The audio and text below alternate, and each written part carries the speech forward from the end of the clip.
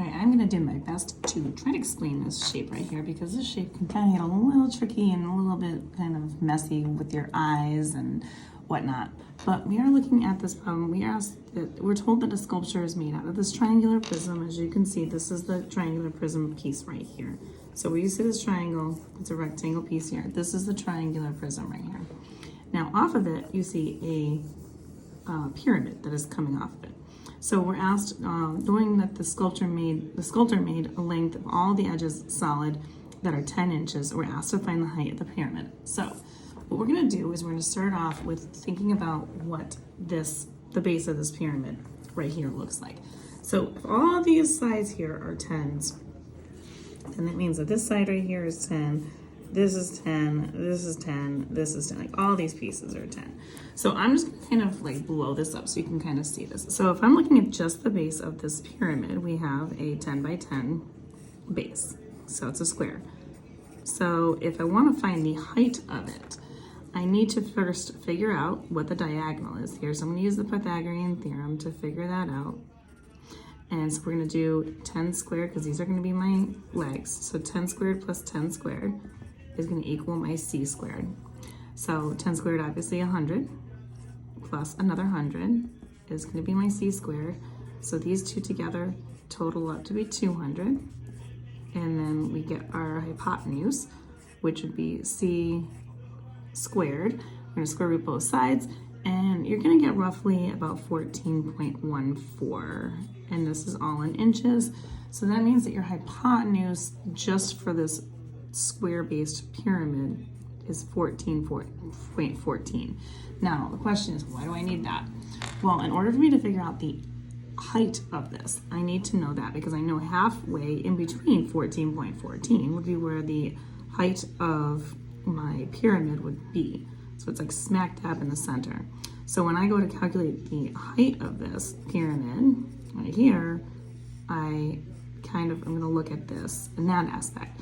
So halfway between 14.14 would be roughly, basically, about 7.07. Now, we don't know, because if we know that this piece is 14, the whole piece is 14.14, so this piece would be 7.07 right here. We need to figure out the height right here, but we do know that the side is the hypotenuse is 10. So we're gonna do a squared plus 7.07 squared, and that's gonna equal 10 squared. 7.07 squared is gonna be 49.98.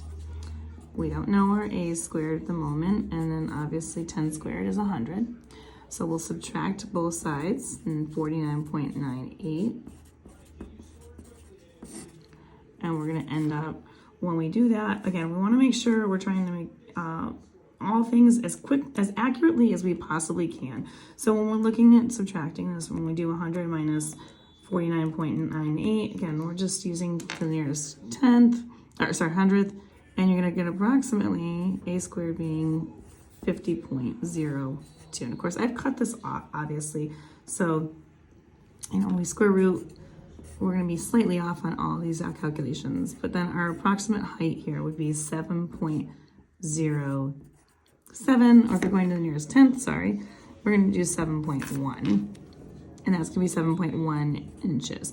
So that is the height of the pyramid. That's not the finalized part of this. So we are asked to then find out the volume of this particular solid. So when we're looking at this, we have one more piece to try to figure out, and that is, we don't know the height here. So we do need the height here. So we do need to figure that piece. So we're gonna use the Pythagorean yet again to figure out this height right here. So we do have a 10 by 10 rectangular piece, but if I'm doing the height here, we're gonna be kind of breaking that down. It's gonna split it kind of half and half. So back to that half and half again. So we have x squared or a squared, doesn't really matter, plus the 5, it's only halfway, so half of 10 is 5, and then that side length is, or that hypotenuse is 10, and that's gonna be 10 squared. So we're gonna have x squared plus 25 equals 100. We'll subtract the 25 on both sides. We're gonna be left with x squared equaling 75. I want to square root both sides of that to get the x by itself, and we're getting an approximate value of 8.66 inches. So again, when we're looking at this, we are trying to get as accurate as we possibly can. So in order for us to figure out the volumes of all these things, we will start off with the pyramid piece, which had a base of 10. So we do 10 times 10. And then we have the height of 7.1-ish. And then it's a pyramid, so we divide by 3. And we get roughly 236.7 inches cubed. And that's just the pyramid piece right here. And then we gotta do the triangular based prism piece as well. And that one has a base times height of 8.66. We want to divide that by 2 because we want to find the area of the base first, which is base times height divided by 2. Then the height of the triangular prism, and that's 10. And then when we do that, we get 433.3-ish inches cubed. And then we want to add both of these together. So this is the triangular prism plus the pyramid, and that roughly gives us a volume of about 670 inches cubed. If you want more questions like this, you can find these on my YouTube, my algebra, my YouTube, my Instagram, and my TikTok at YouWantAlgebra, and these are going to be in the Pythagorean theorem section.